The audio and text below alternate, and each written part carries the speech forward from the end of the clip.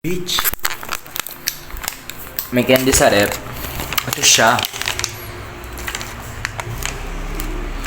It says wasabi almond. Tapos ganito yung laman niyo.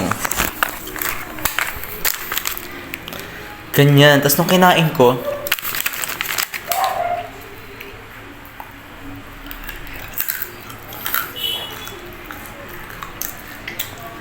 tumatay baribo.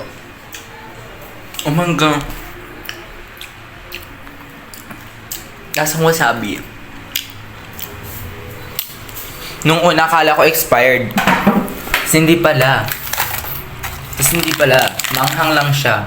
Literal na wasabi sa pa.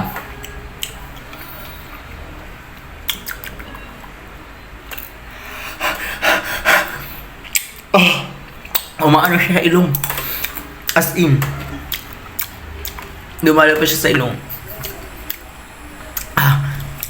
Oh my gosh. Legit. Pag tikman mo na yung flavor niya, lumalabas siya sa ilong. Oh my gosh, I like it.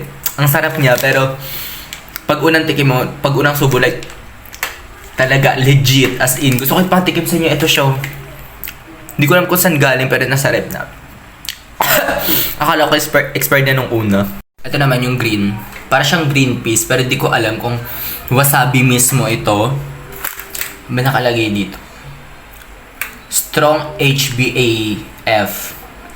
Wasabi almond. Hindi pa siya expired kasi next year pa siya ma-expired. Natikman ko na yung almond, which is super ang tapang, pero hindi ko pa ito natitikman. So, let's see.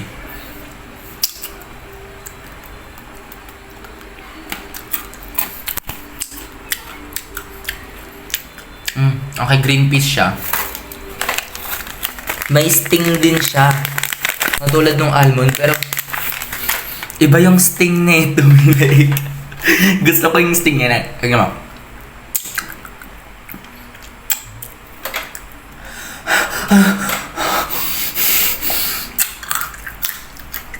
Oh my God. Oh my God. Tumatay talaga ba yan, bro? Ano nyo? Gusto tumatayo siya. Lumalabas talaga siya sa ilong. Like Jesus, nakakaluha. Gusto ko yun, pero tikman mo to. Ano ba yan? Chocolate. Tayo meron.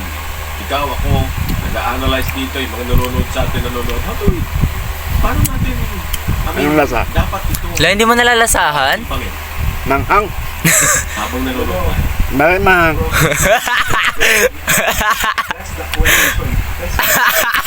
Ayan, chocolate ba?